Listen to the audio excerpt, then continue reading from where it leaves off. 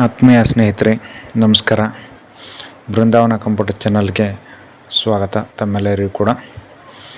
ಇವತ್ತಿನ ವಿಡಿಯೋ ಬಂದು ಸಿಂಧನೂರು ಟು ಯಶವಂತಪುರ ರೈಲು ಪ್ರಯಾಣ. ಈ ಪ್ರಯಾಣದಲ್ಲಿ ಸಿಂಧನೂರಿನಿಂದ 5 ಗಂಟೆಗೆ ಬಿಟ್ಟು ಸಂಜೆ 5 ಗಂಟೆಗೆ ಸಿಂಧನೂರು ಹೊರಟು 6 ಗಂಟೆ ಅನ್ನಷ್ಟೊತ್ತಿಗೆ ಕಾಟಿಗೆ ರೀಚ್ ಆಗಿ ನೆಕ್ಸ್ಟ್ ಗಂಗಾವತಿ ಗಿಣಿಗೆರ ಮಾರ್ಗವಾಗಿ ಗಿಣಿಗೆರದಲ್ಲಿ ತನ್ನ ಒಂದು ಇಂಜಿನ್ ಬದಲಾವಣೆ ಈ ಎಲ್ಲ ಬದಲಾವಣೆ ಮುಗಿಸಿಕೊಂಡು ನೆಕ್ಸ್ಟ್ ಓಡುವುದೇ ಹೊಸಪೇಟೆ ಮಾರ್ಗವಾಗಿ ಹೊಸಪೇಟೆಯಿಂದ ಬಳ್ಳಾರಿಯಿಂದ ನೆಕ್ಸ್ಟ್ ಯಶವಂತಪುರ. ಈ ಒಂದು ಮಾರ್ಗದಲ್ಲಿ ಓಡುವ ರೈಲು ಗಂಗಾವತಿಯ ಗುಡ್ಡಗಾಡು ಪ್ರದೇಶದಲ್ಲಿ ಹಸಿರು ವನದಲ್ಲಿ ಪರ್ವತ ಶ್ರೇಣಿಗಳಲ್ಲಿ ಚಲಿಸಿ ಒಂದು ರೋಚಕ ಅನುಭವವನ್ನು ನೀಡುವಂಥ ರೈಲು ಪ್ರಯಾಣ. ಮಾರ್ಗದ ಮಧ್ಯೆ 2 ರೈಲುಗಳ ಮುಖಾಮುಖಿ ಒಂದಕ್ಕೊಂದು ಪರಸ್ಪರ ಒಂದೇ ವೇಗದಲ್ಲಿ ಅಕ್ಕಪಕ್ಕದ ಹಳಿಯಲ್ಲಿ ಚಲಿಸುವ ರೈಲು.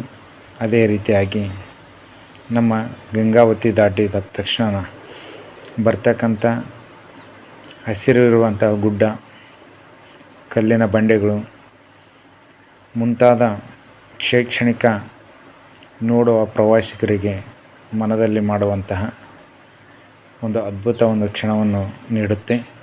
ಇಂತಹ ಒಂದು ರೈಲು ಪ್ರಯಾಣ ಸಿಂಧನೂರು ಟು ಯಶವಂತಪುರ.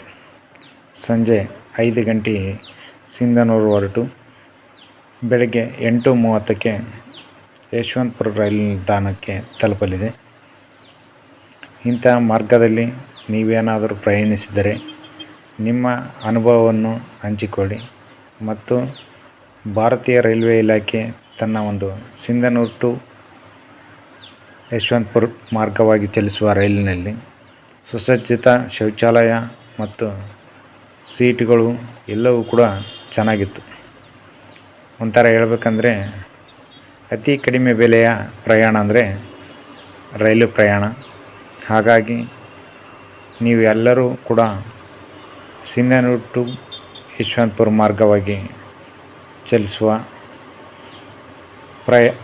ರೈಲಿನ ಪ್ರಯಾಣ ಬೆಳೆಸಿದ್ದರೆ ನಮ್ಮ ಒಂದು ಚಾನಲ್ನಲ್ಲಿ ಕಮೆಂಟ್ ಮಾಡಿ.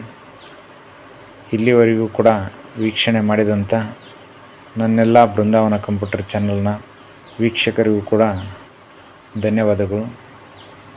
ಮತ್ತೆ ಸಿಗೋಣ ಮುಂದಿನ ವಿಡಿಯೋದಲ್ಲಿ.